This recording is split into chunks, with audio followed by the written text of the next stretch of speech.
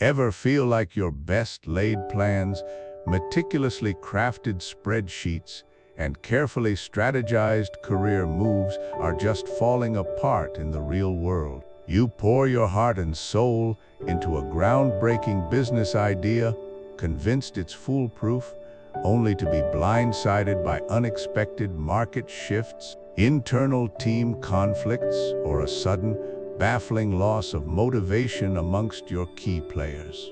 Perhaps you've set ambitious personal goals to master a new skill, cultivate healthier habits, or build stronger relationships only to find yourself inexplicably stuck, battling relentless procrastination, a creeping sense of disillusionment, or an overwhelming wave of self-doubt that seems to emerge from nowhere. It's more than just a bad day. It's as if life itself is a vast, complex battlefield, and despite your intelligence, your education, and your unwavering effort, you're missing the ultimate strategic playbook, the secret weapon that truly prepares you for the unpredictable skirmishes, the grand campaigns, and the often silent sieges of existence.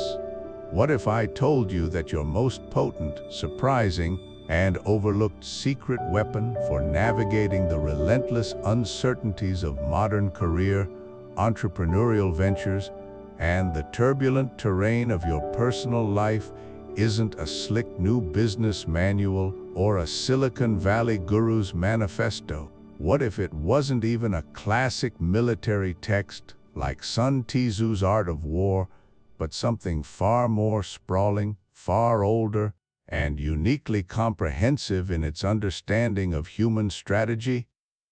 I'm talking about an absolutely colossal 400-year-old tome written by a reclusive 17th century Oxford scholar, Robert Burton's The Anatomy of Melancholy. A book so vast, so erudite, and packed with philosophy, history, medicine, and human observation that it's often dismissed by academics as an intellectual Everest few dare to climb. Now, before you reach for the skip button, thinking I've finally lost my mind and am about to suggest you read 1,400 pages of Latin citations to find your entrepreneurial spirit, hear me out. While The Anatomy of Melancholy isn't a military treatise in the conventional sense, it won't teach you flanking maneuvers, logistics for an army, or the art of siege tactics. It is, in a profoundly transformative and utterly unexpected way, the ultimate strategic guide to the most crucial battlefield of all, the human mind itself. Think of it not as a book on warfare between nations, but as a foundational text for the ceaseless war we all wage against internal doubts, external pressures, self-sabotage, analysis paralysis, and the relentless pursuit of well-being, purpose, and achievement in an increasingly chaotic and demanding world.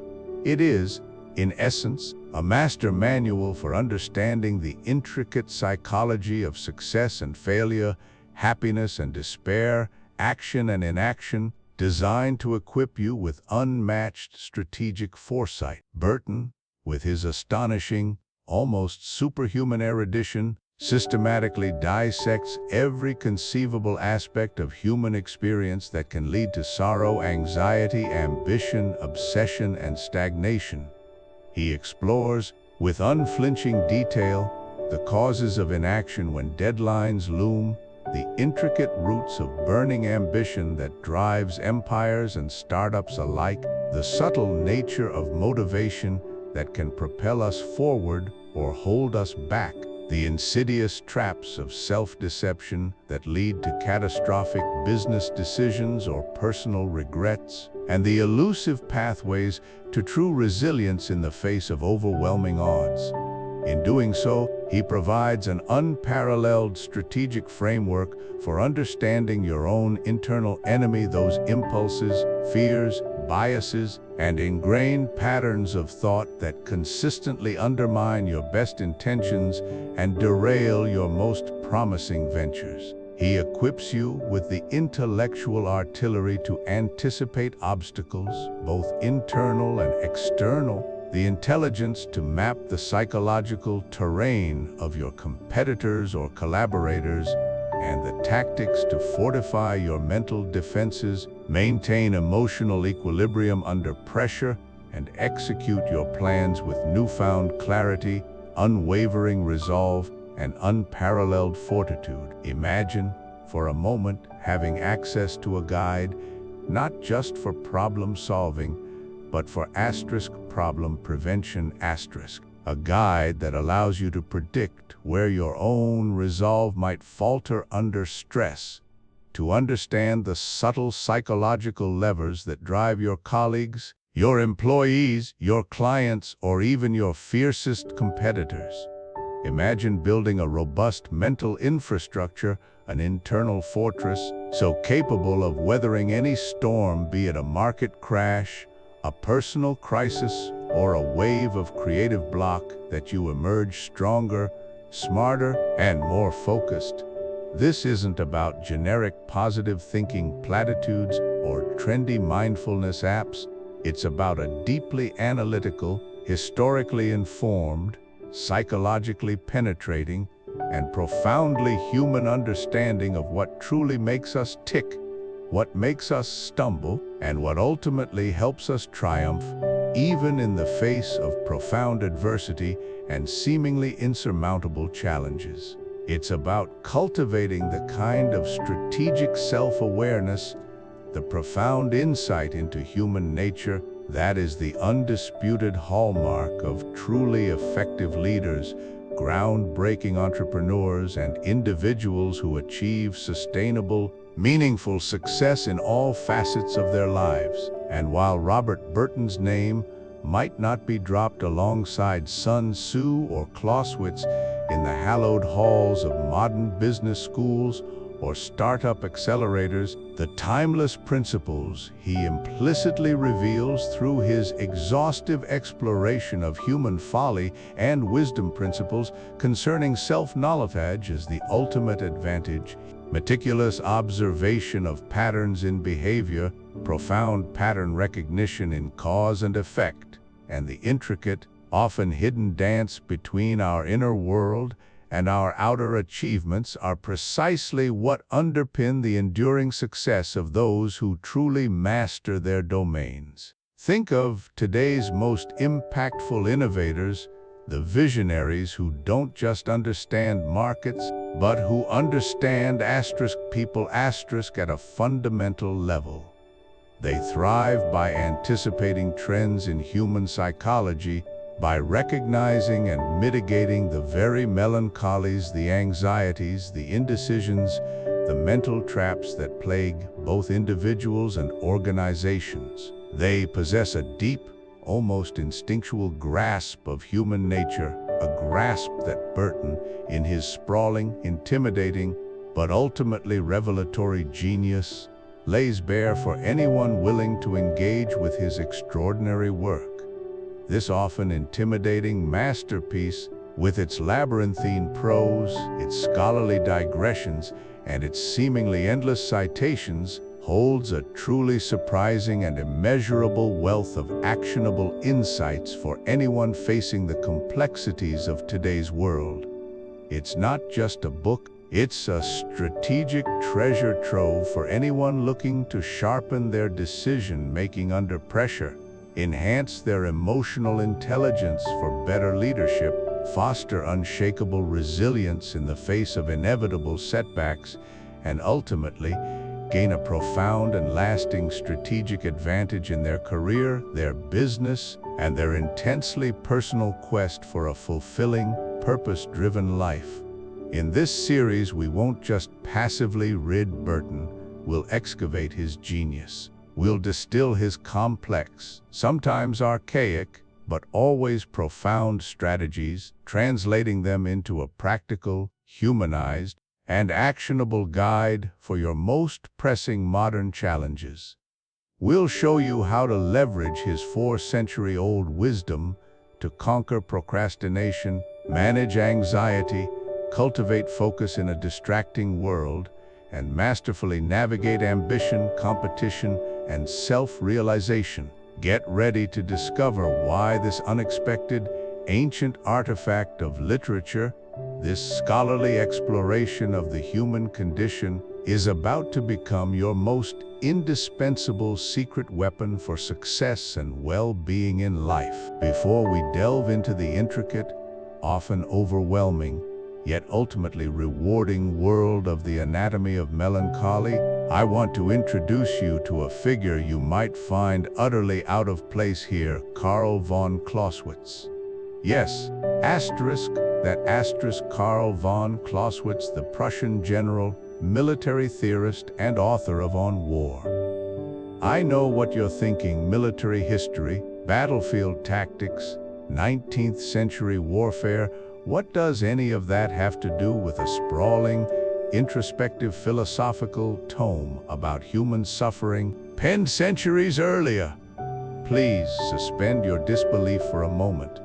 Clausewitz was far more than just a strategist of armies. He was a man forged in the crucible of real conflict, having lived through and analyzed the cataclysmic Napoleonic Wars firsthand. He witnessed the chaos, the sheer unpredictability of battle, the profound impact of human courage and folly under immense pressure. In his attempt to make sense of this brutal reality, he crafted On War a masterpiece that transcends its military context. It's a profound meditation on strategy itself, on decision-making amidst uncertainty, and the perennial interplay between rational objectives and the messy currents of human nature. For many years, I, like countless others, completely dismissed On War. It sat on my bookshelf, a formidable, almost forbidding presence, its pages uncreased, gathering dust alongside other weighty academic texts I felt I ought to conquer. I harbored a preconceived notion that it was hopelessly outdated, largely irrelevant, a relic for military historians. I imagined endless, dense paragraphs dissecting outdated weaponry or rigid diagrams of troop formations. But then, almost serendipitously, I picked it up, driven by a very specific, thorny problem in my own life. Not a battlefield, of course, but a complex professional project demanding foresight, a delicate personal negotiation, a period of sustained, unsettling uncertainty. And what I discovered within those pages absolutely floored me. It wasn't about muskets and cavalry charges after all. It was fundamentally about thinking. It delved deep into the nature of friction, the myriad small things that go wrong in any plan, the role of chance, the dynamic interplay between offense and defense, the absolute imperative of clearly defining your objective and understanding the enemy, be it a competing business idea, a challenging personal habit, or even our own internal resistance and self-doubt. Clausewitz, the grizzled Prussian general, became, against all odds, one of my most unlikely, yet most profoundly insightful, strategic mentors. This isn't merely an introduction to a book. It's an invitation to cultivate a fundamentally different, more strategic way of thinking. This unexpected journey, surprisingly illuminated by Clausewitz, is about learning to dissect complex problems, to grasp underlying dynamics, and to navigate uncertainty with newfound clarity, not through military might, but through intellectual rigor. We're going to systematically extract core strategic principles from his colossal work and see how they brilliantly illuminate the challenges and opportunities we encounter every single day. Think of this as a practical masterclass in strategy, stripped of its martial context and directly applied to the intricate landscapes of personal growth, professional ambition, interpersonal relationships, and yes, even unpacking a dense literary masterpiece like The Anatomy of Melancholy.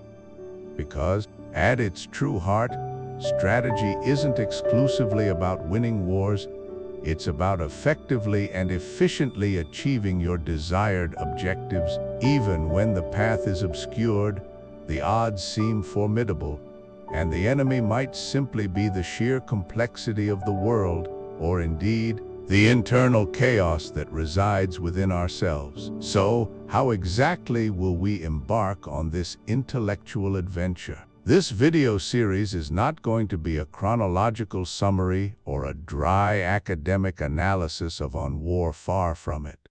Instead, we'll be exploring Clausewitz's most foundational and enduring ideas thematically, chapter by chapter. Each segment is meticulously designed to illuminate a specific strategic concept with practical relevance. We'll break down seemingly abstract ideas like the fog of war, friction, the culmination of the attack, and the paradox of defensive strength into easily digestible, highly actionable takeaways. Every section will be rich with concrete examples, relatable real-world scenarios, and practical insights that you can begin to apply immediately, whether you're meticulously planning your next big career project, carefully navigating a difficult family conversation, or simply striving to make more sense of the overwhelming information that bombards us daily. We'll explore how these principles, honed on the battlefields of Europe, provide an unexpectedly robust and versatile framework for understanding everything from personal productivity and time management to the grand narratives of history, and indeed, the very structure, purpose, and profound insights embedded within Robert Burton's monumental work. By the end of this journey, my hope is that you won't just have a newfound appreciation for a seemingly impenetrable book and its unlikely companion. You'll have cultivated a sharpened strategic lens through which to critically examine your own challenges and opportunities. You'll realize that strategy isn't some esoteric domain reserved for generals or CEOs. It's a vital, indispensable tool for anyone striving for greater clarity, effectiveness, and purpose in their lives. And that, I promise you, is not what you think. Welcome to Chapter 1, The Fog of War: Making Decisions When You Can't See Clearly. This concept, though born on the battlefield, holds profound relevance for our modern lives, influencing everything from our personal choices to our professional ambitions.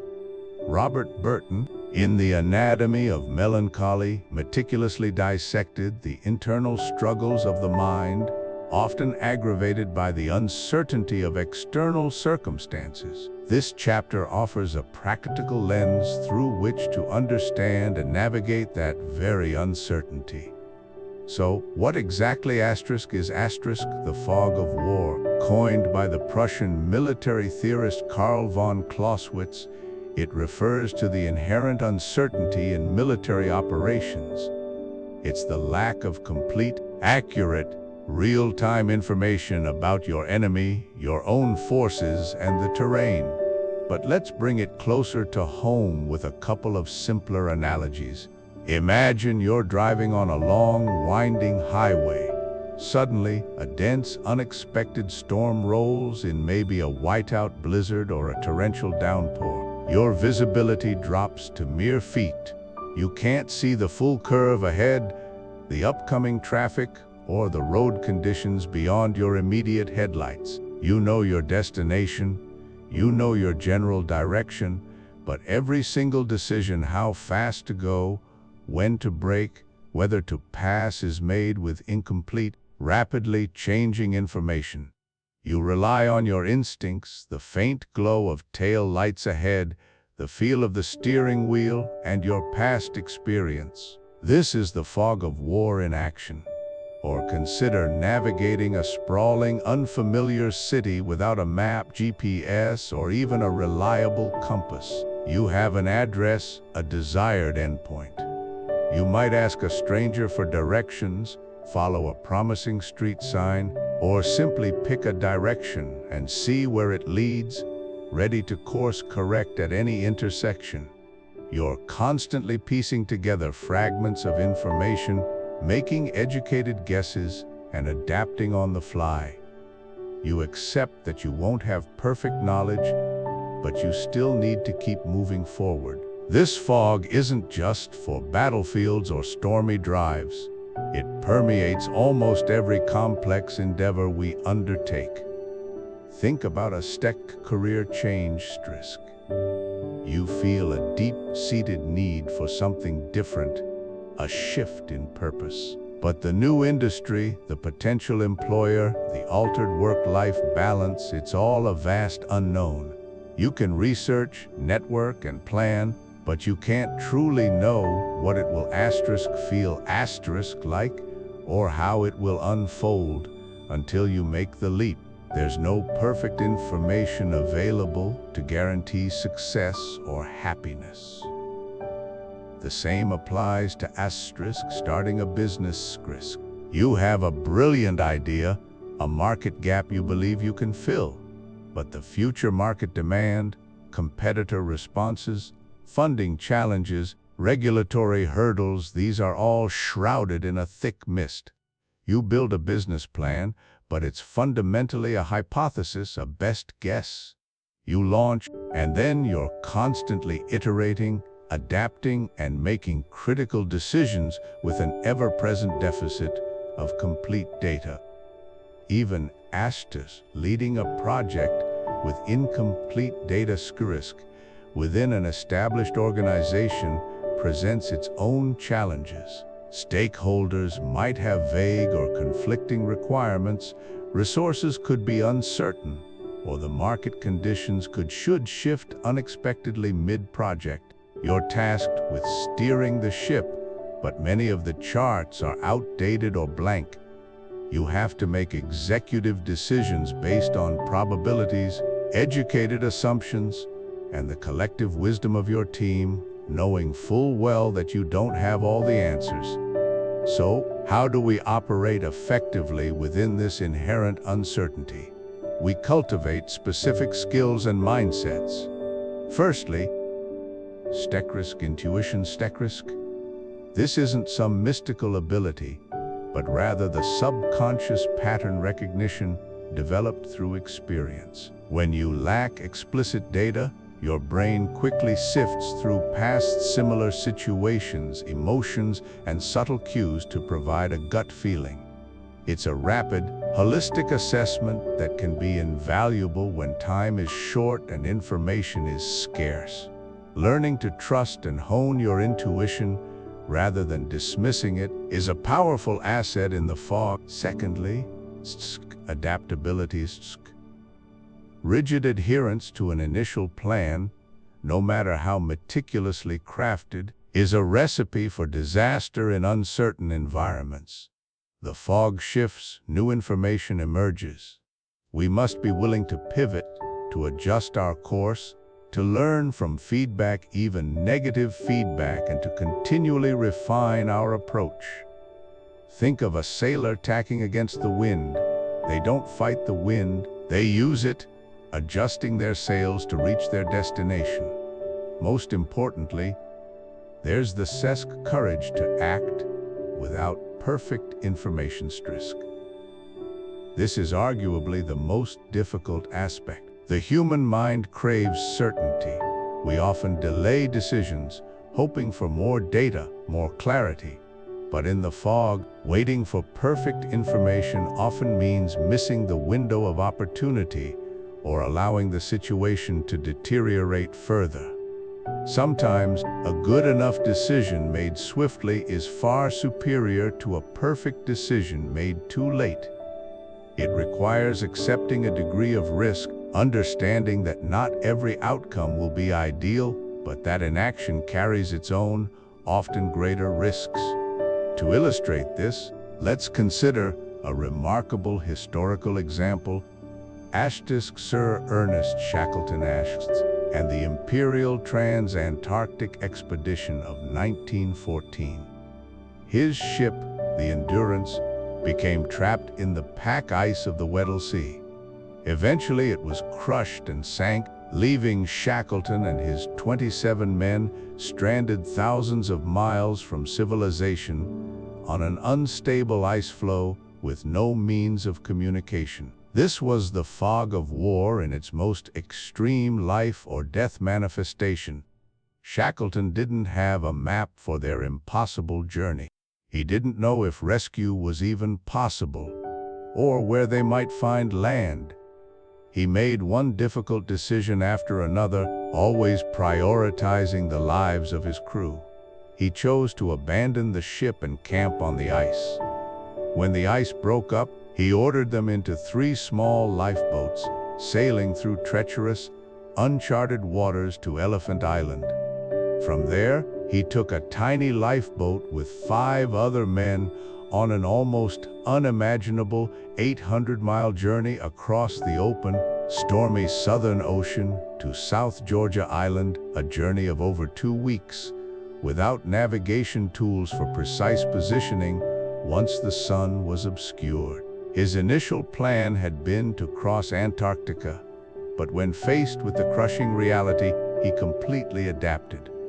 He leaned on his immense experience, his intuition about the sea and his crew, and his unwavering courage to take radical, calculated risks. He embraced the absolute unknown, and his single-minded focus on getting his men home allowed him to navigate an insurmountable fog. Every single one of his men survived, a testament to leadership in the face of absolute uncertainty. Shackleton's story isn't about having a perfect plan from the outset, but about the profound ability to make effective decisions without *1 by embracing the inherent unpredictability. This perspective doesn't suggest recklessness, rather it cultivates resilience and practical wisdom. When we accept that perfect information is rarely available in complex situations, we free ourselves from the paralysis of indecision. We learn to trust our judgment, to adapt with agility, and to act with courage, knowing that even in the densest fog, movement forward, however incremental, is often the best path to clarity. Welcome back, or perhaps welcome anew, as we delve deeper into the intricate workings of the human mind and its aspirations.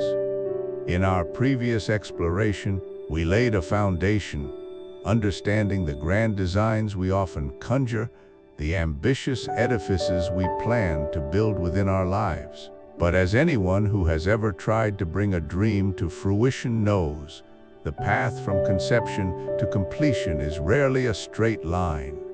It's often a tangled mess, fraught with unexpected obstacles. This brings us to Chapter 2, Friction, the hidden force that derails your plans. Friction. It's a term we usually associate with physics, the resistance that slows movement. But in the context of our plans, our projects, our very lives, friction is something far more insidious. It's the invisible, omnipresent drag that exists in the yawning chasm between a beautifully laid plan on paper and its messy, unpredictable reality. It's not a single, catastrophic failure, but rather the cumulative weight of countless small, unexpected problems that conspire to make even the simplest tasks difficult, often impossibly so. Think of it, you've outlined a meticulous strategy for a new project. Every step is logically sequenced, every resource accounted for. It looks perfect, pristine, a masterpiece of foresight. Then you start executing. Suddenly, a piece of software crucial to your workflow develops an obscure bug that takes days to troubleshoot. A key team member, whose input you desperately need, is unexpectedly absent due to a personal emergency. A delivery promised for Tuesday is delayed until Friday because of an unforeseen logistical hiccup halfway across the country. Or, perhaps most frustratingly, a simple human error, a forgotten password, a misread instruction, A momentary lapse in judgment throws an entire day's work off kilter. These aren't necessarily earth-shattering events. They're not the black swan incidents that nobody could predict. No, friction manifests as the everyday grind, the tiny grains of sand that get into the gears of your well-oiled machine. Each individual instance might seem trivial, easily overcome, but taken together, they generate immense resistance, sapping your energy, eroding your enthusiasm, and slowly but surely pushing you further and further off course until your once vibrant plan feels like a forgotten relic. It's in these moments of persistent triviality that projects often stall, ambitions fade, and the creeping tendrils of melancholy begin to take hold, whispering doubts about your capabilities, your worth, the very feasibility of your goals. So how do we build resilience against this pervasive, often demoralizing force? How do we arm ourselves against the inevitable? The first practical solution lies in acknowledging friction's existence and proactively building buffers into your timelines and resources. If you estimate a task will take 2 days, allocate 3. If you budget X amount for a component, assume X plus 15 or 20%. This isn't pessimistic, it's realistic. It provides a safety net, giving you vital breathing room when the inevitable delay or unexpected cost materializes, preventing a minor setback from spiraling into a major crisis. This buffer acts as a shock absorber, allowing your project to flex rather than snap under pressure. Secondly, cultivate the habit of anticipating problems. Before embarking on a new venture, engage in a pre-mortem. Instead of asking, what could go right, ask, what could go wrong? Brainstorm every conceivable point of failure, no matter how small or unlikely. What if the internet goes down? What if a crucial supplier fails? What if you misunderstand a client's brief? By identifying these potential points of friction beforehand, you can either mitigate them or, at the very least, develop contingency plans, transforming potential roadblocks into mere speed bumps. This isn't about dwelling on negativity, but about sharpening your foresight and preparing your mental toolkit. And finally, perhaps most importantly, foster a strong, unwavering will to push through. Friction is designed to wear you down, to make you question your resolve. When software bugs stubbornly refuse to yield, when communication breaks down for the third time, when the goal feels impossibly distant, that's when your inner fortitude is truly tested. This isn't a passive acceptance of defeat, it's an active, conscious decision to persevere. It's about developing the mental grit to say, this is hard, but I will find a way. It's about remembering why you started, reconnecting with that initial spark of purpose and letting it fuel your determination. Most critically, we must reframe our understanding of friction. It is not a sign of failure, nor is it evidence of your inadequacy or the flawed nature of your aspirations.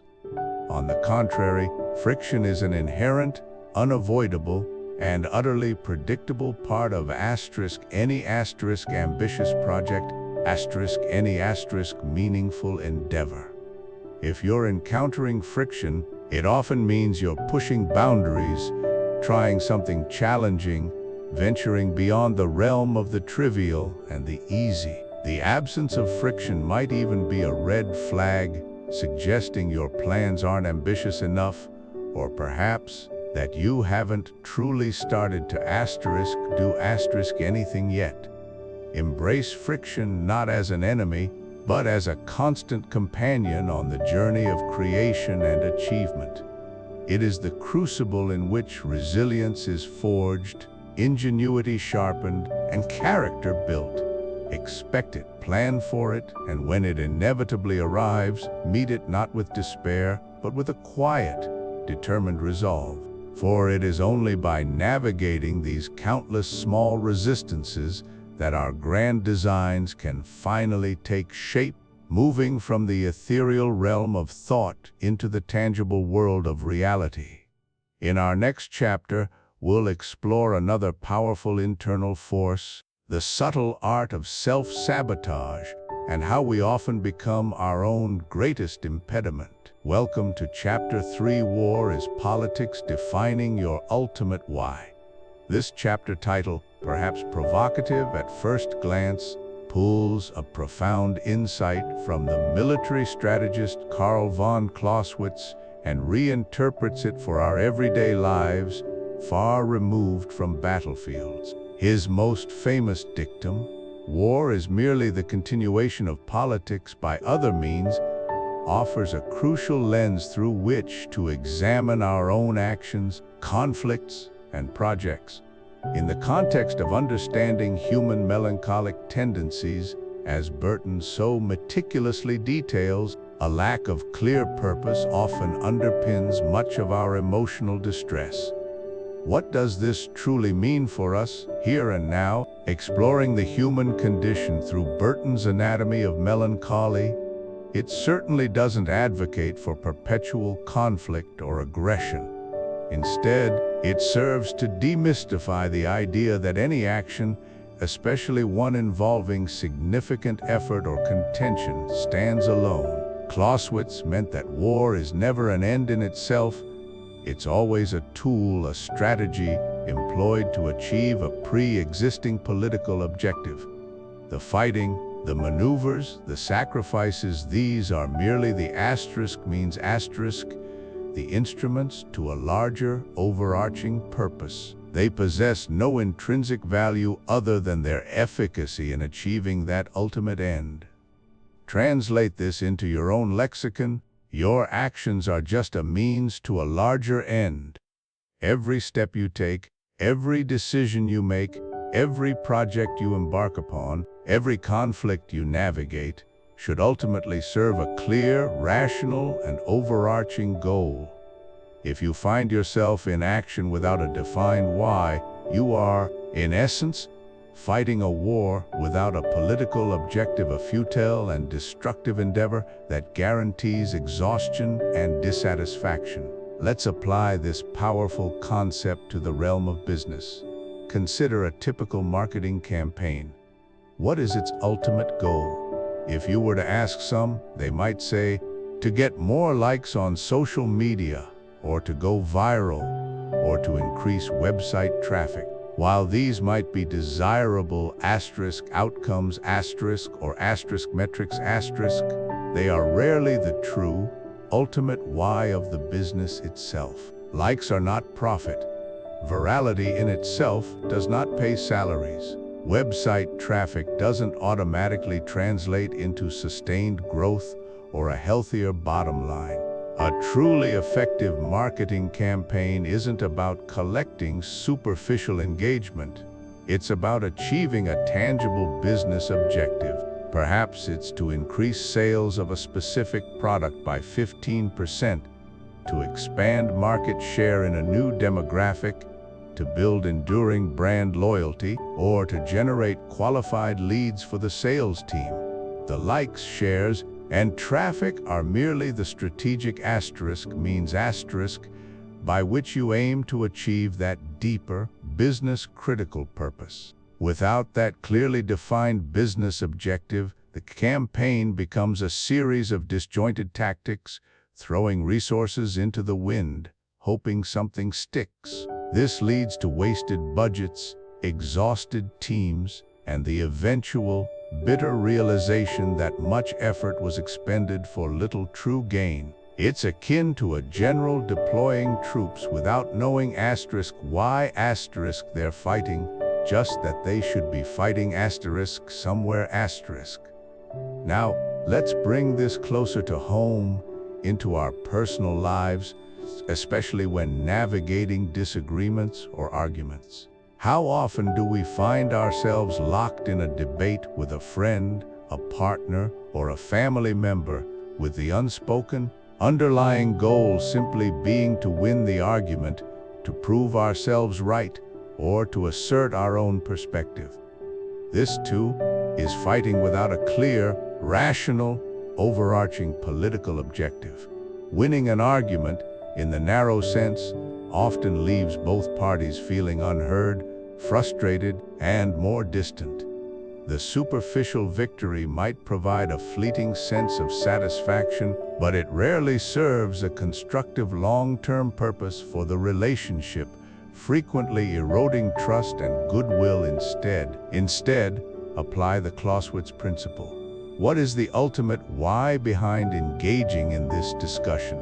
Is it to truly understand the other person's perspective, even if you don't agree with it? Is it to find a mutually agreeable resolution to a shared problem? Is it to strengthen your bond through honest communication and empathy?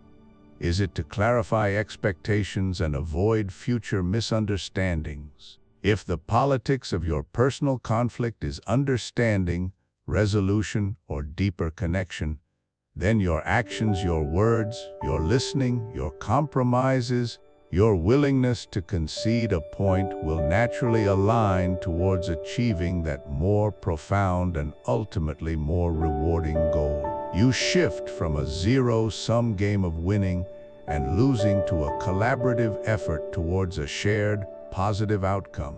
This brings us to the most critical takeaway from this chapter: the profound necessity of defining your ultimate purpose before engaging in any major effort.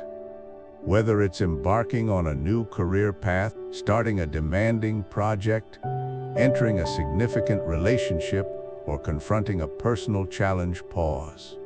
Before you commit time, energy, and emotional capital, ask yourself, what is my ultimate why here? What is the larger political objective that this action serves? To neglect this crucial step is to invite wasted energy, misdirected effort, and ultimately, a pervasive sense of frustration and disillusionment. Imagine setting sail without a destination, just hoping the wind takes you somewhere pleasant. You might drift aimlessly, expending fuel and resources, only to find yourself lost, disoriented, and far from where you truly wish to be. This aimless striving, this expenditure of effort disconnected from a clear and defined purpose, is precisely the kind of fertile ground where the seeds of melancholy can take root and flourish. Burton, in his vast exploration of human sorrow, repeatedly touches upon the despair that arises from unfulfilled desires and efforts gone awry, often because their ultimate why was either absent, unclear, or simply never articulated, leaving individuals adrift in a sea of their own making. By consciously defining your ultimate why, you imbue your actions with intention, direction, and meaning.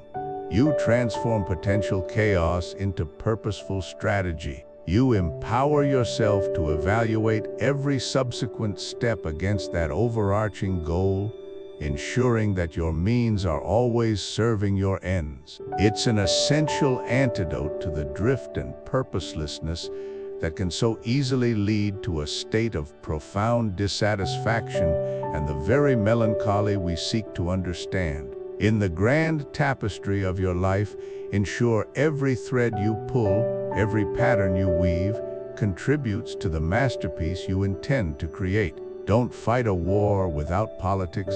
Define your ultimate why, and let all your efforts serve that higher purpose. Welcome back to our exploration of Robert Burton's The Anatomy of Melancholy *.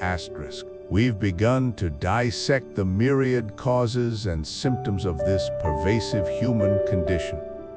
But understanding a problem is only half the battle. The other half lies in navigating the complex realities that shape our experiences. For that, we turn to a model born from military strategy, but profoundly applicable to any intricate human endeavor: Clausewitz's fascinating trinity. Karl von Clausewitz, the Prussian military theorist, articulated a framework to understand war, But his trinity offers a timeless lens through which to view any complex situation, recognizing the inherent interplay of three fundamental forces: passion, chance, and reason. Let's break these down. First, passion. This is the raw, visceral force, emotion, morale, the spirit, the very heart of any undertaking. In war, it's the fervor of the people, the courage of soldiers, their will to fight, their fears, hopes, and hatreds. In our lives, passion manifests as our enthusiasm for a project, our love for a cause, the ambition that propels us, or the anxieties that hold us back. It's the human element, the fire in the belly, the emotional fuel that ignites action or stifles it. Without passion, even the most meticulous plan becomes a hollow shell. Next is chance. This represents uncertainty, the unpredictable, luck, probability, the uncontrollable that permeates every complex scenario. In battle, it's the sudden fog, the unexpected storm, crucial intelligence arriving too late, or a fortunate turn of events. In life, chance is the unexpected opportunity, the sudden market crash, a serendipitous encounter, or an illness that disrupts plans. It's the chaotic, often frustrating, yet sometimes fortunate dance of external variables beyond our direct control. We can prepare, but we can never eliminate the role of chance. Finally, reason. This is the strategic intellect, logic, calculation, cool-headed analysis, the head that seeks order. Reason encompasses careful planning, sound strategy, logical assessment of resources, understanding objectives, and adaptability. It's the study of terrain, intelligence gathering, logistical planning, tactical decisions based on information.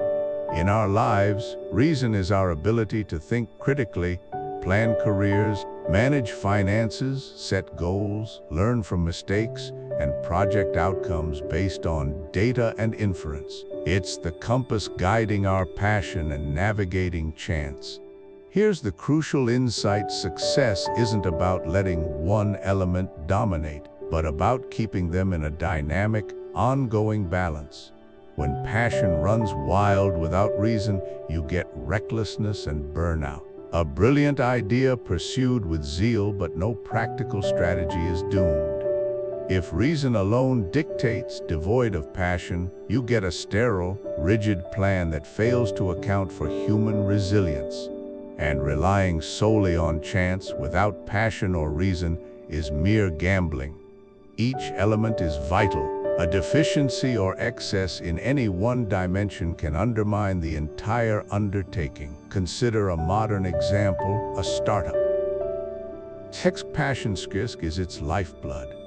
It's the founder's unwavering belief, the late nights, sacrifices, and infectious enthusiasm that attracts early employees and investors. Without this passion, the startup would crumble at the first hurdle. But passion isn't enough. The startup also needs reason. This manifests as a meticulously crafted business plan, rigorous market research, a well-defined product roadmap, a sound financial model, a clear marketing strategy, and agile product development. This is the strategic head guiding the passionate heart, ensuring resources are wisely allocated and decisions are data-driven. A startup fueled solely by passion but lacking strategy will quickly run out of steam and capital. Then there's chance. This is market timing, a sudden surge in demand, an unexpected competitor stumbling, a viral social media moment, or a crucial investor connection made by happenstance.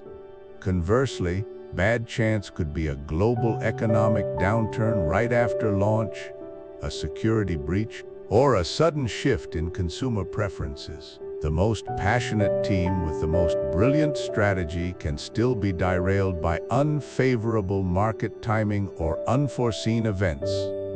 Success requires talent, hard work, and a healthy dose of good fortune. The most successful startups deftly weave these three threads together. They leverage passion to inspire, employ reason to strategize, and remain acutely aware of and responsive to chance. Now, turn this lens upon your own life and challenges. Whether contemplating a career change, navigating a relationship, or starting a project, ask yourself, what is the role of passion here? What emotions are involved, yours and others? What is the driving force or the fear holding things back? What factors are governed by a chance? What are the unknowns, the unpredictable elements, the bits of luck, good or bad? Where are the external variables beyond your direct control? And what does reason dictate? What is the logical approach, the strategic thinking, the objective analysis required? What facts do you need? What plans must you make? What lessons can you learn? By consciously dissecting your dilemmas through this fascinating trinity, you gain clarity and a powerful framework for making more informed, balanced decisions. It helps you recognize where you might be overemphasizing one element. It empowers you to harness emotional drive, mitigate risk, and develop robust strategies, all while acknowledging life's inherent unpredictability. This model, conceived to understand war, offers a profound roadmap for understanding the complex realities of the human condition. Just as Burton cataloged melancholy, Clausewitz provides us with a framework for the dynamic forces shaping our struggles and triumphs. Embracing this trinity isn't about simplification, it's about gaining deeper appreciation for the interplay that defines our journey. Welcome to Chapter 5, where we delve into a strategic concept that can transform your approach to any problem, big or small, the center of gravity. In the vast, intricate world of the Anatomy of Melancholy, Robert Burton masterfully dissects a condition with countless symptoms and contributing factors. It's easy to get lost in the sheer volume of detail, feeling overwhelmed by the complexity. But what if, within this labyrinth, we could identify the one crucial element that, if influenced, would cause everything else to shift? This, my friends, is precisely what we mean by the center of gravity. Think of it simply: the center of gravity is the primary source of strength, power, or vulnerability in a system. It's the linchpin, the essential lever that, when moved, reconfigures the entire landscape. If you truly want to effect profound, lasting change, you don't scatter your energy pushing against every component or merely treating superficial symptoms. You must locate this core and apply your force there. We can define it succinctly as the one thing that, if you influence it, everything else shifts. This isn't about tackling every minor irritation, but about finding the fundamental control point that dictates the overall state of the system, allowing you to achieve maximum impact with minimal wasted effort. Let's illustrate with some clear examples from the modern world. Consider a powerful company. Its center of gravity might not be its individual products or even its immediate financial reserves. More often, it resides in something less tangible but far more potent: its brand reputation. If that reputation is strong and positive, built on trust and consistent quality, it exerts immense influence, driving customer loyalty, attracting top-tier talent, securing investor confidence, and even allowing the company to weather minor product glitches. Conversely, If its brand reputation is severely damaged, even excellent products might fail, talent might leave, and investors could flee. Influence the brand, and the entire edifice of the company's success either strengthens or crumbles. It's the very foundation. Or picture a failing project stalled, over budget, and riddled with seemingly insurmountable issues.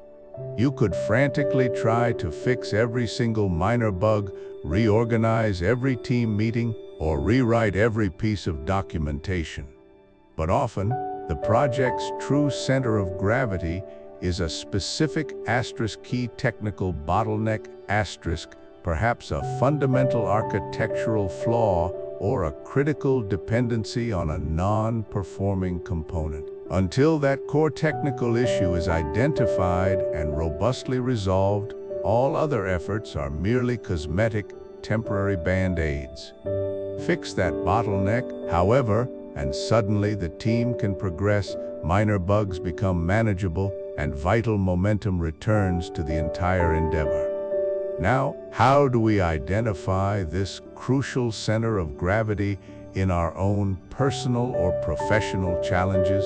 It's a method rooted in thoughtful inquiry and analytical detachment, not frantic, reactive action. Begin by creating an exhaustive list of all the factors contributing to your problem, every symptom, every obstacle, every related issue you can think of. Don't censor yourself.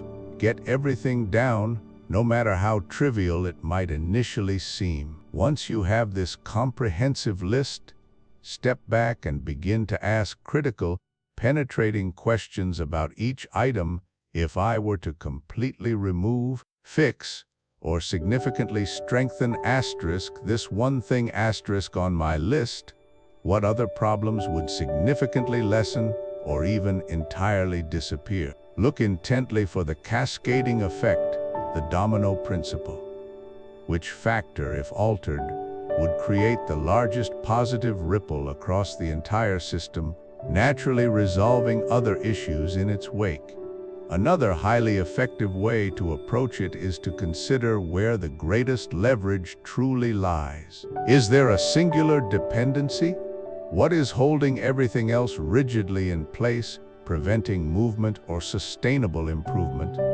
Often, the center of gravity is not the most visible problem, but the one underlying several others, quietly orchestrating their continued existence.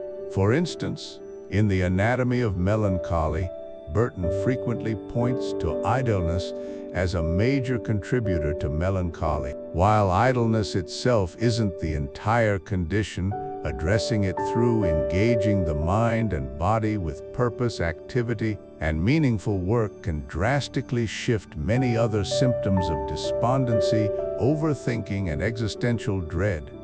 For many, a profound lack of purpose or meaningful activity becomes a powerful center of gravity for a host of emotional and psychological challenges. This strategic thinking is, without doubt, the indispensable key to working smarter, not harder. Instead of feeling overwhelmed and scattering your precious energy across countless superficial issues, you learn to focus your efforts precisely where they will yield maximum, enduring impact.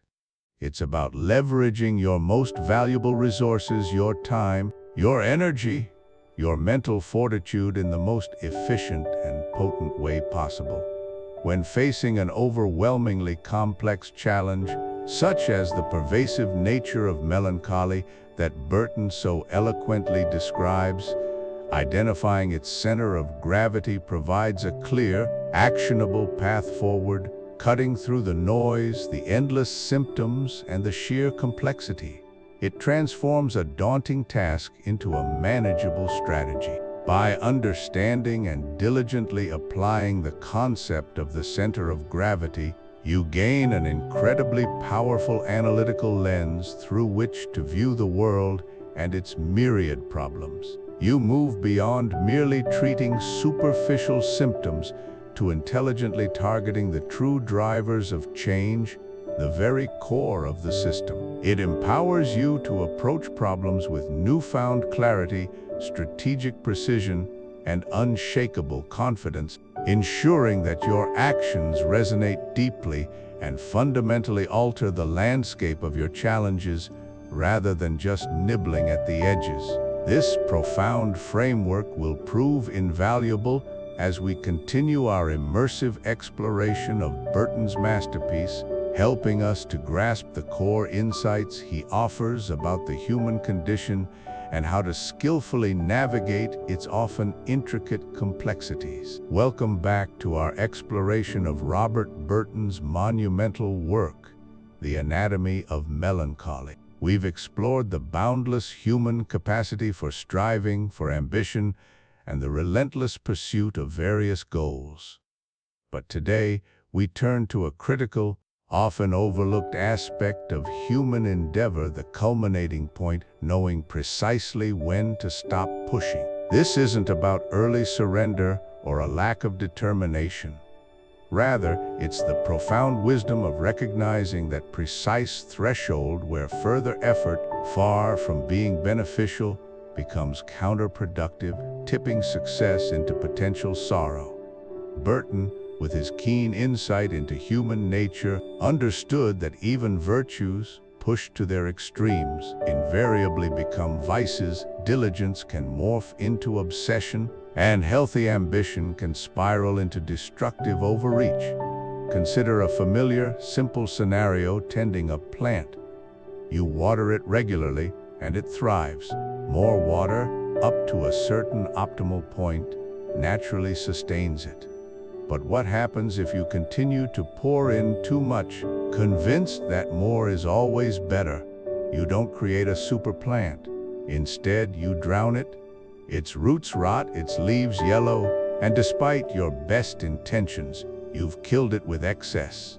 You pushed far beyond its optimal water intake, past its culminating point for hydration. Similarly, imagine the intense preparation for a crucial exam. You dedicate hours absorbing information, refining your understanding. This focused effort yields significant improvements. Yet, as the night wears on and mental fatigue inevitably sets in, there arrives a moment when your brain simply cannot absorb any more. Pushing past this point often leads not to greater retention, but to exhaustion, confusion, and even forgetting what you've already learned. You're no longer gaining ground, you're actively losing it, rendering those extra, fatigued hours detrimental to your overall performance. This fundamental principle of diminishing returns applies universally across countless domains of human activity. So, how do we discern and recognize this elusive peak effectiveness in our own lives, whether we're navigating a high-stakes negotiation, managing a complex project, or spearheading a long-term campaign? It demands a blend of keen observation, genuine self-awareness, and a willingness to step back. In a negotiation, for instance, it's sensing the precise moment where both parties have achieved their core, non-negotiable objectives, and any further demand or stubborn insistence on one more concession risks collapsing the entire delicate deal. The true win in such a scenario isn't about extracting every last drop of advantage, but about securing a viable, mutually agreeable outcome that endures. For a project, particularly in creative development or product design, it's discerning when adding more features, more revisions, or more polish. The dreaded feature creep actually begins to detract from the core product's value and usability. It delays launch, balloons budgets, and often dilutes the original vision until the user experience becomes cumbersome or overwhelming. Knowing when the product is good enough to be launched, to serve its primary purpose effectively, and to begin gathering real-world feedback is absolutely key, rather than endlessly refining in a vacuum. Similarly, in a marketing campaign, you will inevitably hit a saturation point where further advertising spend yields increasingly negligible returns, or worse, begins to actively annoy your target audience. The signs are usually there: plateauing engagement metrics, increasing cost per acquisition, or a subtle but noticeable shift in public sentiment. Once you've precisely identified this culminating point, the vital next step is to consolidate your hard-won gains rather than immediately overextending your resources in an impulsive pursuit of the next conquest. Think of it like a strategic chess player who, having captured a powerful piece, then focuses on fortifying their position, protecting their king, and developing their other pieces. You must establish a firm foundation, allowing your invaluable resources, be they mental energy, financial capital, or team morale, to replenish and stabilize. The human impulse to immediately chase the next big thing, to relentlessly expand, or to constantly pursue an ever greater, often illusory victory, is a common failing that Burton would have readily identified as a potent contributor to chronic discontent and, indeed, to profound melancholy. Overextension inevitably leads to burnout, to spreading oneself and one's resources too thin, and ultimately, to losing control over the very things you fought so hard to achieve. Consolidating means taking a crucial breath, assessing the new landscape with a clear mind, and preparing thoughtfully rather than impulsively for the next phase. True strength in this context often lies in the wisdom of holding steady. This leads us to perhaps the most proactive and profoundly preventative measure of all: setting clear, good enough victory conditions before you even start pushing. What does success genuinely look like for this particular endeavor? Not some idealized, unattainable perfection, but a realistic, impactful, and clearly defined outcome. Take the time to meticulously define your minimum viable product, your acceptable profit margin, the specific core message you absolutely need to deliver, or the key agreements you absolutely must secure in a negotiation. Establishing these precise markers from the outset creates clear boundaries for your effort. It gives you a tangible finish line rather than an endless, perpetually receding horizon. Good enough in this context is emphatically not a synonym for mediocrity or settling for less. On the contrary, it is a highly strategic recognition of practical limits and optimal efficiency. It powerfully prevents the insidious trap of perfectionism, which so often leads to analysis paralysis, missed opportunities, and the futile, never-ending pursuit of an ideal that, by its very nature, can never be fully grasped. Burton often lamented the futility of human ambition when it became untethered from the grounding reality of our capabilities and circumstances. Setting clear, good enough conditions serves as a potent antidote to this, a disciplined way to anchor our efforts in tangible, achievable success and to cultivate genuine contentment rather than perpetual dissatisfaction and the endless craving for more. In summary, the profound wisdom of the culminating point offers an invaluable lesson in moderation, a cornerstone of mental well-being that resonates deeply with Burton's broader insights into human melancholy.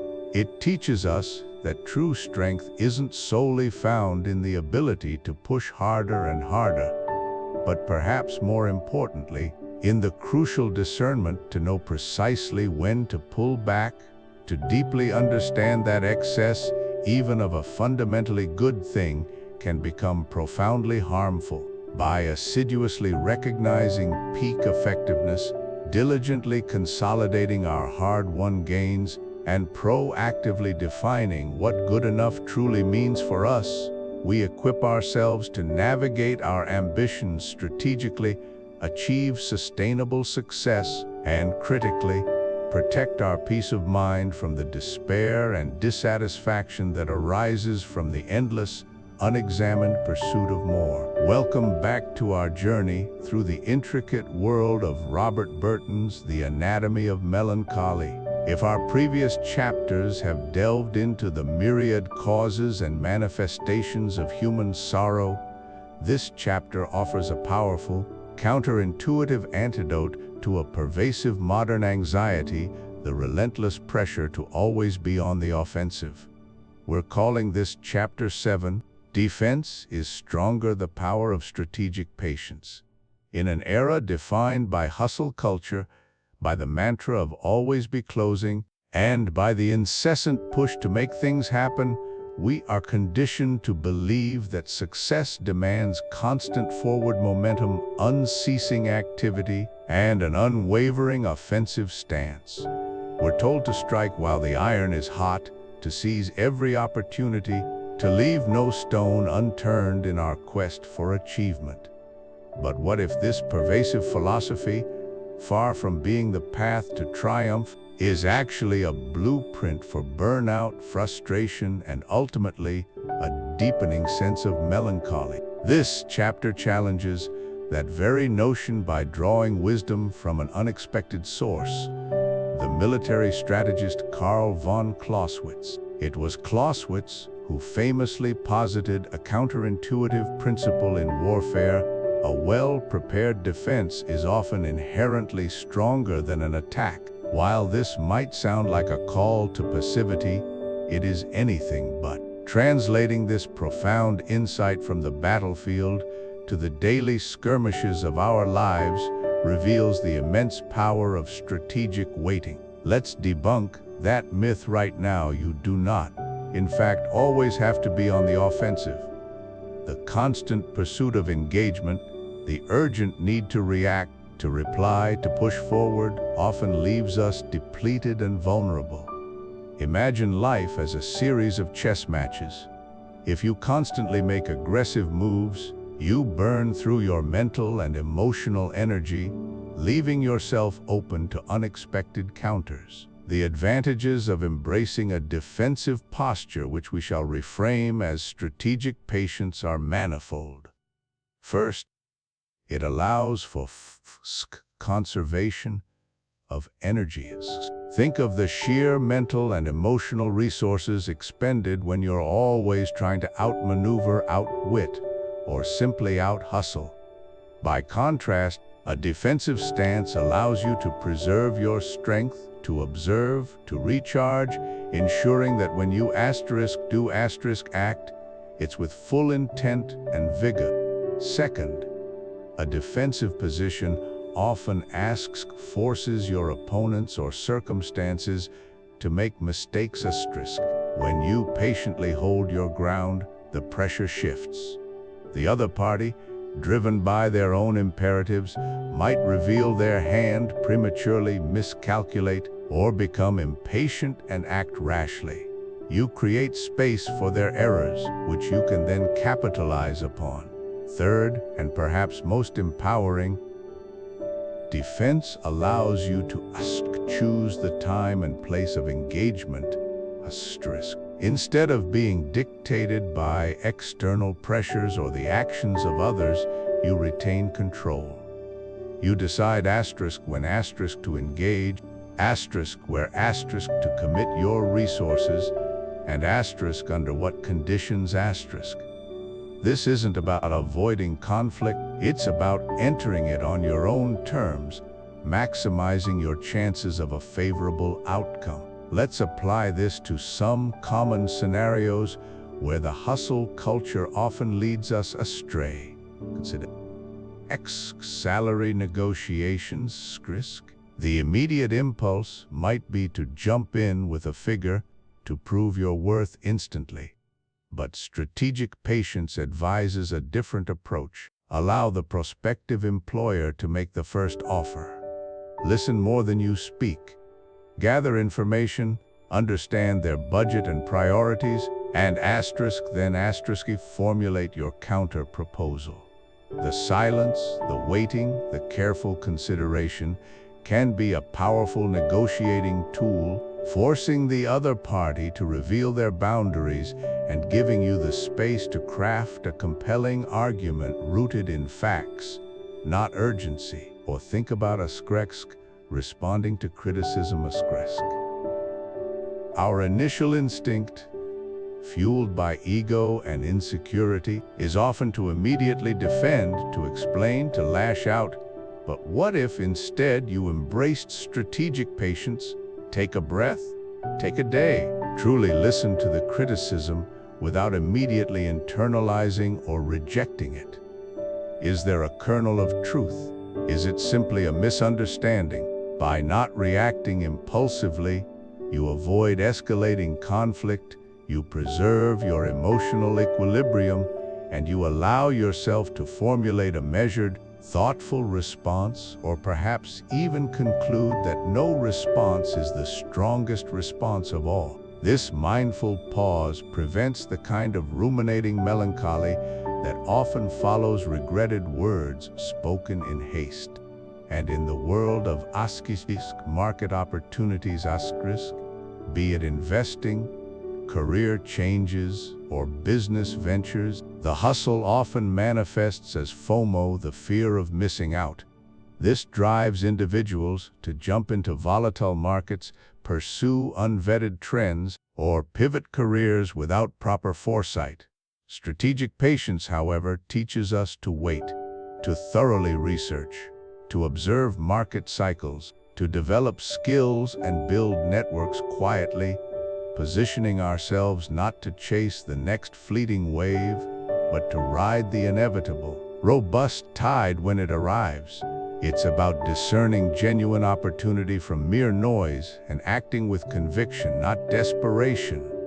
Crucially, let's be absolutely clear, this concept of defense is not about passivity. It is not about inaction, fear, or resignation. It is a powerful, active strategy of patience and control. It requires discipline, self-awareness, and a profound understanding of human nature, both your own and others. When we talk about strategic waiting, we are talking about actively observing, learning, refining our position, and preparing for the optimal moment to act. You are not dormant, you are a finely tuned instrument, poised and ready, choosing your engagements with precision rather than succumbing to the whims of constant external pressure. Embracing this principle allows us to operate from a position of strength, to navigate the complexities of life with greater clarity, and to reduce the unnecessary stress and disappointment that comes from constantly pushing uphill. It's a profound shift from a reactive existence to one of deliberate, empowered agency, a pathway to mitigating the very melancholy Burton so meticulously dissected. It is the wisdom of knowing when to hold, when to observe, and when to strike, not out of urgency, but out of strategic mastery. Welcome back to the Anatomy of Melancholy, where we continue our exploration of the human condition, finding wisdom in unexpected places. In this chapter, titled Military Genius, Cultivating Your Inner Strategist, we tackle a concept that often feels intimidating and out of reach: genius. When we hear the word, we might conjure images of unparalleled intellect, born with an extraordinary gift. But what if genius, particularly in its strategic manifestation, isn't a mystical innate talent, but rather a collection of learnable traits, skills that can be cultivated and honed by anyone? Robert Burton, in his sprawling analysis of human sorrow, implicitly acknowledges the vast spectrum of human capability, from profound despair to moments of brilliant clarity. While Burton himself doesn't delve into military theory, his work invites us to dissect and understand the complex machinery of the human mind. It's in that spirit of dissection that we turn our attention to the insights of Carl von Clausewitz, the revered Prussian military theorist whose magnum opus, On War, remains a cornerstone of strategic thought. Clausewitz, writing in the early 19th century, meticulously broke down the components of what he termed military genius, defining it not as an ethereal spark, but as a practical composite of specific human faculties. He identified three crucial elements: coup d'oeil, courage, and resolve. Let's unpack these. Coup d'oeil, literally translated from French as a glance, is far more profound than a mere look. For Clausewitz, it represented an intuitive, almost instantaneous grasp of a complex situation. It's the ability to survey a chaotic battlefield or indeed a challenging life situation and in a flash perceive its essential nature, identify critical points, and discern the optimal course of action. It's not just seeing the pieces, but seeing the pattern they form and understanding their interrelationships, often without conscious deliberation. Think of it as a lightning-fast synthesis of information where the subconscious mind processes a multitude of variables and presents a clear insight. This isn't guesswork, it's an educated intuition built on experience and keen observation. The second component is courage. This isn't merely physical bravery in the face of bullets and blades. Clausewitzian courage encompasses the mental fortitude to act upon that coup d'oeil, to trust one's own insight even when it's unconventional, unpopular, or fraught with risk. It's the courage to make a decision in uncertainty, to commit to a path when the outcome is anything but guaranteed, and to face the potential consequences of that decision head-on. It's the bravery to step forward when others hesitate, driven by the conviction that your assessment, however swift, is correct. Finally, there is resolve. Once a decision is made and action initiated, resolve is the unwavering determination to see it through, come what may. It's the sheer force of will that pushes through obstacles, withstands setbacks, and endures hardship. Resolve means staying committed to the chosen course, adapting tactics as necessary, but never abandoning the strategic objective. It's the grit that refuses to yield, the resilience that bounces back from failure, and the tenacity that ultimately brings a plan to fruition. Now, how do these seemingly grand concepts of military genius translate into skills we can cultivate in our daily lives, moving beyond the battlefield and into the boardrooms, classrooms, and personal challenges we all face? Coup d'oeil, that flash of insight, finds its modern equivalent in situational awareness. This is the conscious practice of paying attention, observing details, listening actively, processing information critically, and understanding the context of your surroundings. It means being fully present, asking questions, identifying patterns, and anticipating potential developments. It's about not just seeing, but perceiving the hidden dynamics in a conversation, a project, or a personal dilemma. You can strengthen this muscle by deliberately observing people and environments, practicing active listening without interruption, and regularly reflecting on situations to understand what really happened and why. The courage to act on insight translates directly into decisive action. This is the ability to make a choice, commit to it, and then execute it promptly and effectively. It means overcoming the paralyzing fear of making the wrong decision, the temptation to wait for perfect information which rarely arrives, or the discomfort of venturing into the unknown. Decisive action doesn't mean acting rashly, it means acting purposefully. You can cultivate this by setting deadlines for your decisions, practicing making choices even in low-stakes situations, and consciously moving from analysis to implementation and resolve. That transforms into stress, grit, and perseverance. This is the unwavering commitment to a long-term goal, the ability to maintain effort and enthusiasm despite encountering significant obstacles, and the resilience to recover from failure and continue forward. Grit is the engine that drives consistency and ensures that brilliant insights and courageous actions aren't wasted.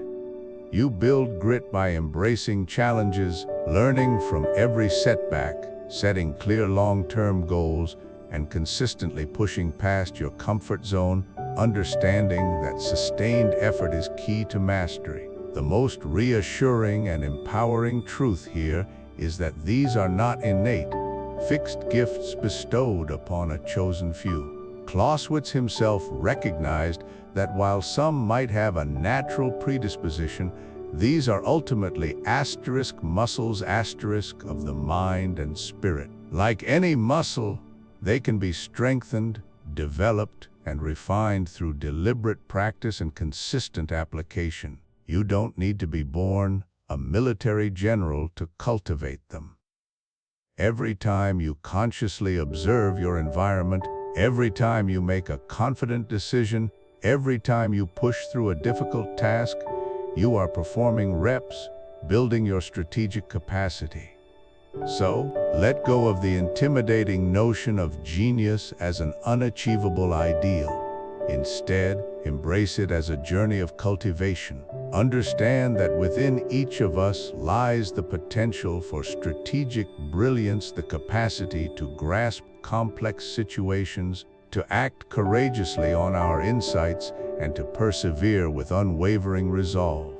By consciously focusing on situational awareness, decisive action, and grit, you can begin to unlock your own inner strategist, navigating the complexities of life with greater clarity, confidence, and effectiveness. This is not just about succeeding, it's about mastering the art of living strategically. Now, you might wonder what a Prussian military theorist like Karl von Clausewitz has to do with Robert Burton's The Anatomy of Melancholy. It seems an odd pairing. Yet many of us face projects or personal struggles that leave us feeling stuck, overwhelmed, a kind of modern melancholy. Clausewitz offered a framework for strategic thinking amidst complexity, potent for navigating the fog of any significant undertaking, helping us find clarity. So, if you have a problem, a project, or a goal that feels bogged down, unclear, or overwhelming, this 7-day Clausewitz action plan is for you. It's a simple, week-long challenge to immediately apply these concepts to your own life, moving from understanding to tangible action. Let's dive into day 1 and 2, identifying fog and friction. Fog means inherent uncertainty, incomplete information, unknowns. Friction means countless minor difficulties that impede action, delays, errors, sheer effort. For your chosen project or problem, use these 2 days to simply observe and note. What are the biggest uncertainties? Write them down. What recurring small problems make progress harder? Don't solve them yet, just identify them. Communication breakdowns, tech glitches, procrastination, lack of clear deadlines, list them. Think of it as mapping your challenge, acknowledging all messy, unpredictable elements causing that stuck feeling. This isn't about judgment, it's objective awareness of your situation, acknowledging inherent resistance. Now for day 3, define your politics. For Clausewitz, war is the continuation of politics by other means. War is a tool for a political objective. In your context, politics is the ultimate, overarching goal of your project. We often get bogged down in minutiae or obstacles, the fog and friction, losing sight of *y*. For this day, write a single, clear, concise sentence stating your project's ultimate objective. What is the one thing above all else you are trying to achieve? Not the step, but the destination. For example, if your project is writing a book, your politics might be to share a specific perspective, or to establish myself as an authority, or to complete a personal creative challenge. Not to write 500 words today. Your politics is the fundamental purpose, the guiding star. This exercise forces clarity, revealing the true driving force, providing a solid foundation for strategic decisions. Moving into day 4 and 5, find the center of gravity. This is one of Clausewitz's most powerful concepts, that one core issue, critical vulnerability or strength, which, if leveraged, would make the most difference. It's the hub. Address this, and other problems diminish or become easier. Spend these 2 days reflecting deeply on the fog, friction, and your ultimate goal. What is the single, most critical component of your project? What, if fundamentally solved or strengthened, would make everything else fall into place? A key skill, a relationship, a limiting belief, critical information, a financial bottleneck.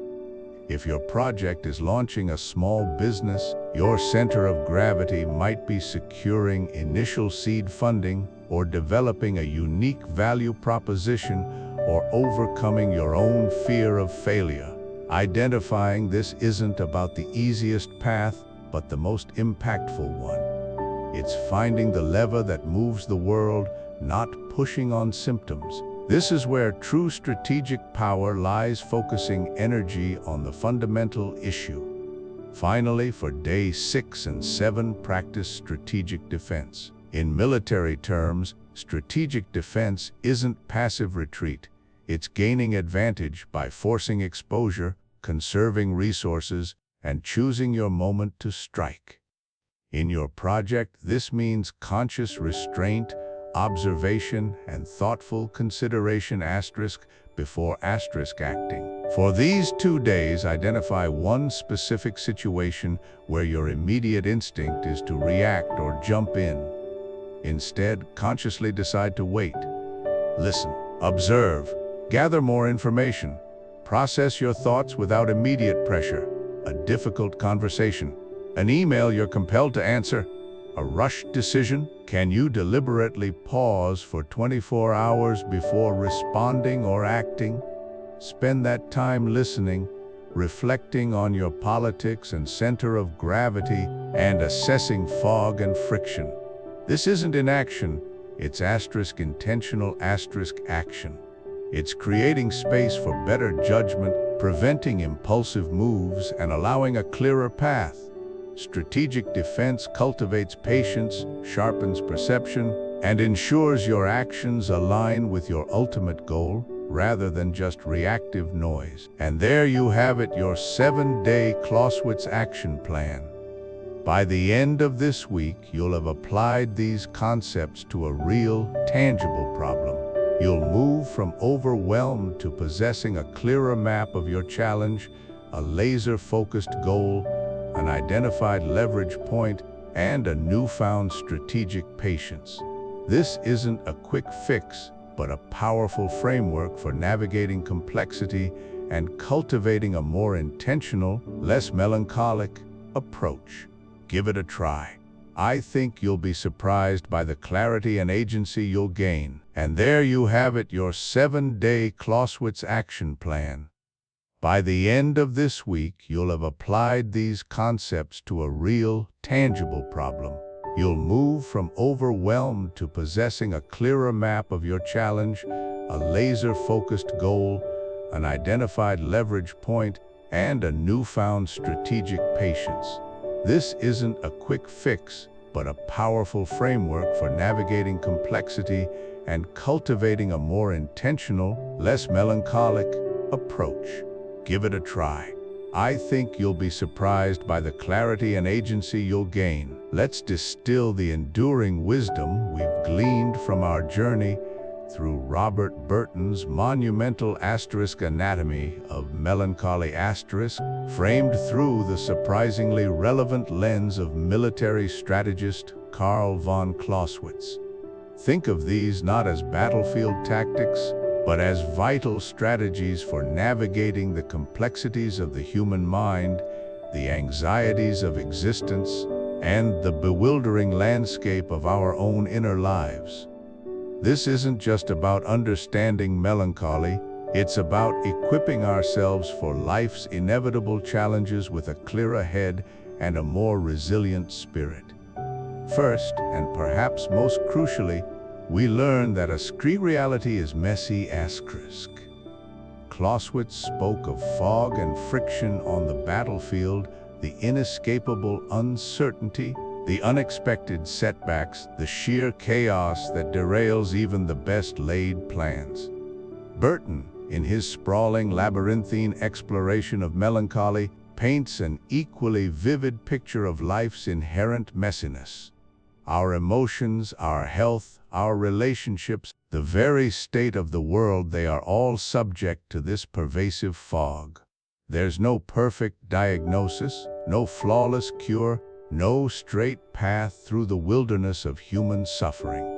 When confronting our own bouts of despondency, or simply trying to make sense of a confusing world, we must shed the illusion of control.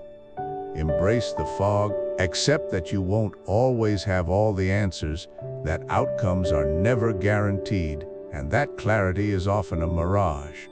Expect friction, anticipate resistance, recognize that your best intentions can meet with frustrating obstacles, and understand that progress is rarely linear.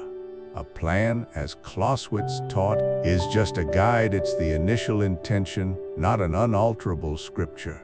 What truly matters is adaptability, the willingness to adjust, to pivot, and to continue moving forward despite the inevitable bumps and detours. Just as Burton painstakingly cataloged every conceivable cause and symptom of melancholy, only to conclude that its forms are infinite and its roots often unfathomable, so too must we acknowledge the inherent unpredictability of life itself.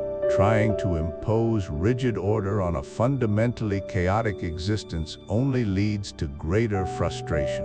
Instead, cultivate a resilient flexibility, ready to flow with the currents rather than fight every wave head-on. This lesson alone can alleviate immense pressure, freeing us from the self-blame that arises when reality refuses to conform to our expectations.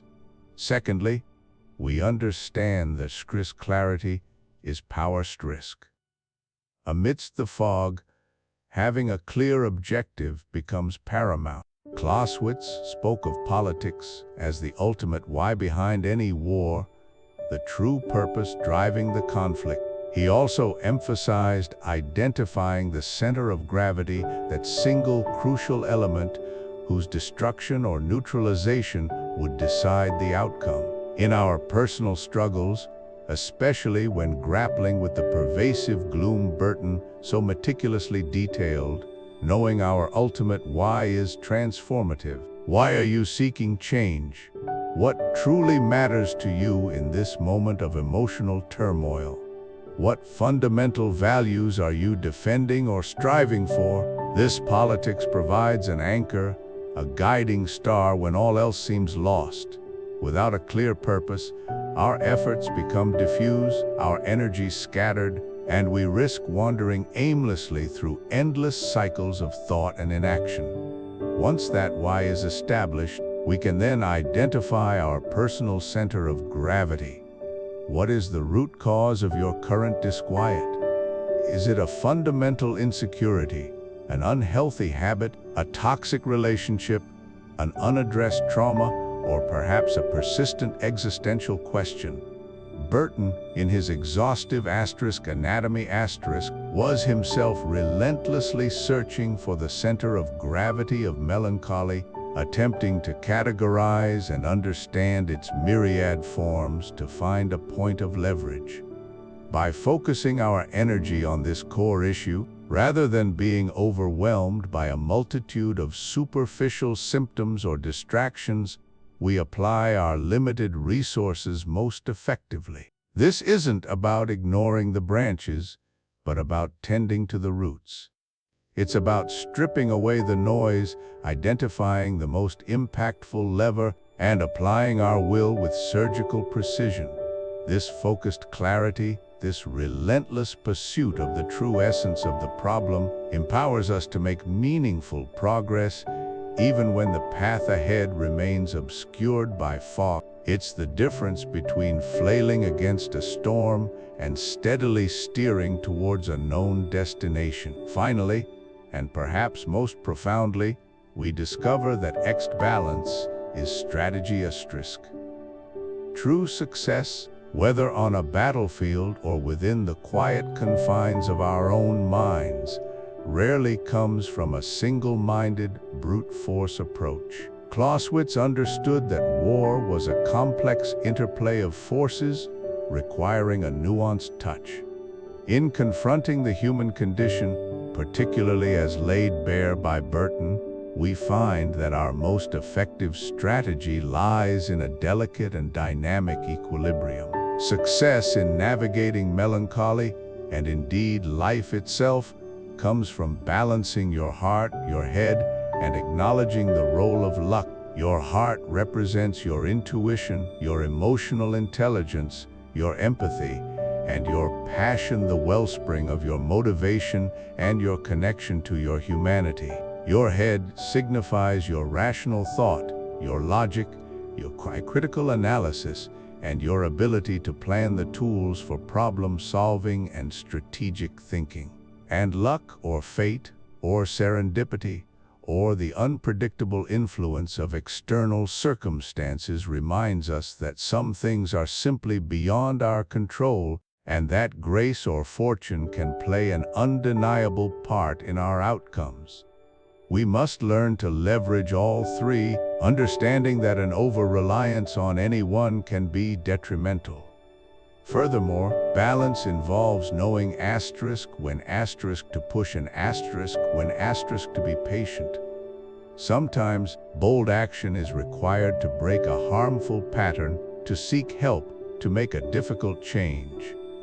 At other times, wisdom dictates patience, to allow time for healing, to endure a difficult phase, to observe and understand before acting impulsively. Burton's extensive historical and philosophical citations themselves are an act of patience, a slow and steady accumulation of knowledge combined with the occasional passionate outburst.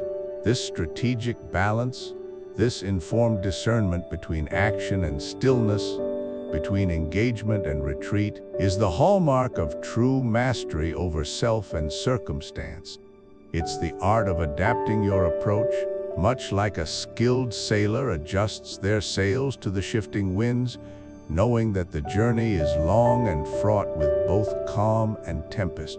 By integrating these Clausewitzian principles into our understanding of Burton's Anatomy we gain not just insights into melancholy, but a robust framework for living a more intentional, resilient, and ultimately, a more balanced life. The messiness of reality, the power of clarity, and the wisdom of balance, these are the enduring takeaways forged in the crucible of war, yet profoundly applicable to the most intimate battles of the human spirit. And so, as our exploration of Robert Burton's monumental The Anatomy of Melancholy draws to a close, we arrive not at an endpoint, but at a profound invitation, an invitation to transform contemplation into conversation and insight into interaction.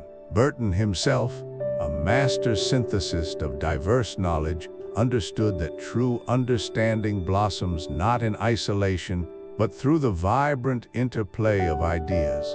His work, while deeply personal, is also a grand dialogue across centuries, a testament to the enduring human quest for meaning and mastery over our inner and outer worlds. It is in this very spirit that we extend an open hand to you, inviting you to step beyond the role of listener and become an active participant in our growing global community of thinkers, seekers, and problem solvers. Now let's take this rich tapestry of timeless wisdom and weave it directly into the fabric of our contemporary lives. We've delved into concepts that transcend eras, touching upon the complexities of human nature, strategy, and resilience. So, reflecting on the vast scope of human experience that Burton so meticulously catalogued, I challenge you, which specific Clausewitz concept, perhaps unexpectedly, has resonated with you today, and how might you practically apply it to a personal or professional challenge you're grappling with this week? Maybe it's the friction of daily tasks, the fog of uncertainty in a project, or even the paradoxical trinity of passion, chance, and reason within your own pursuits. Furthermore, and perhaps even more universally, what is the biggest challenge you are currently navigating, where a fresh perspective, drawn from the wellspring of ancient philosophy or simply from the shared human experience, could offer a new pathway forward? Please don't hold back. Share your insights, your struggles, and your triumphs in the comments section below. Your unique voice is not just an addition, it is an essential thread in the ongoing dialogue, enriching our collective understanding and providing invaluable perspectives for everyone else in this community. Each story, each question, each suggested application of these profound ideas deepens the well from which we all draw wisdom.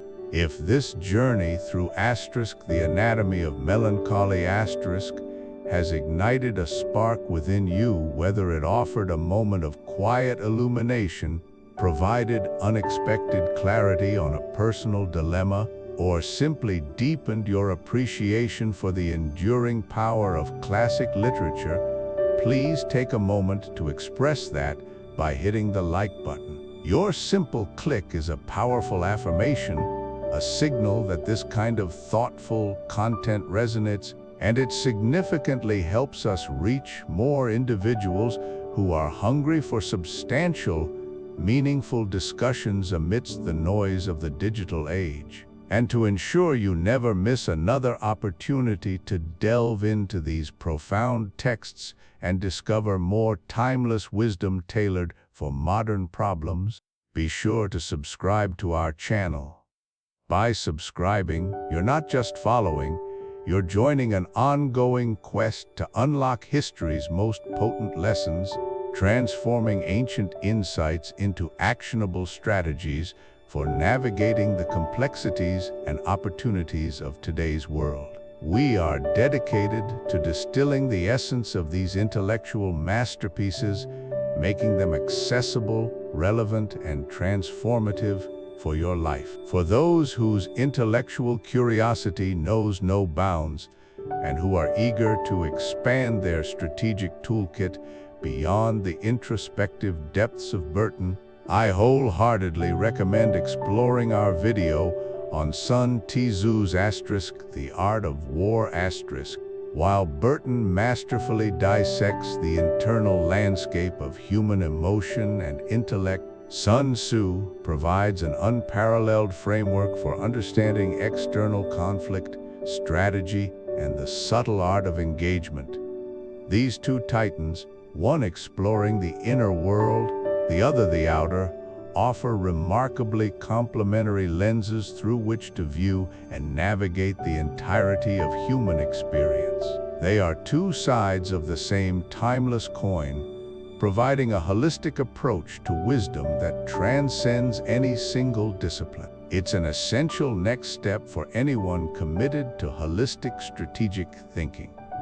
This space, our comments section, is not merely a digital repository for fleeting thoughts.